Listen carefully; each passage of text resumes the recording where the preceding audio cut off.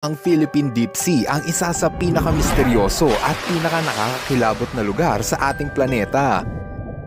Sa sobrang kakaunti ng nalalaman natin rito, kung ano-anong nilalang ang iniisip natin na pwedeng nagtatago rito. Mula sa isda na glow in the dark hanggang sa halimaw na pwedeng magtago rito. Tara na at muli nating libutin ang Philippine Deep. Sa mga hindi nakakaalam kung nasaan ang Philippine Trench, may kita ito sa silangang bahagi ng Pilipinas. Yang nakikita mong itim na linya, yan ang Philippine Trench. May haba ito na 1,320 kilometers mula Mindanao hanggang Eastern Luzon. Dito naman sa bahagi na to may kita ang Emden Deep. Ang Emden Deep ang pinakamalalim na bahagi ng Philippine Trench at pangatlo sa pinakamalalim na karagatan sa buong mundo. May lalim ito na 34,580 feet.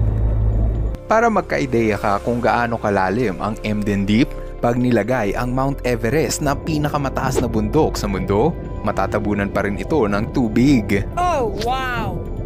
Now you know kung gaano kalalim ang Emden Deep ng Pilipinas. Ikaw, meron ka bang lakas ng loob para bisitahin ang Emden Deep? Kung malalim na swimming pool nga, ayoko. 34,000 feet pa kaya? Para mas lumalim ang ating kwentuhan, tumungo na tayo sa Hadal Zone, ang pinakamalalim na bahagi ng Emden Deep. Ipinangalan ito sunod sa Greek god na si Hades, ang Diyos ng impyerno. Kilala si Hades dahil sa pagpaparusa niya sa kaluluwa ng mga yumao. Bagay ito sa lugar na to dahil para bang parusa ang mamuhay sa ganitong kadilim at kalamig na lugar. Walang sinag ng araw ang kayang umabot dito, kaya mapapait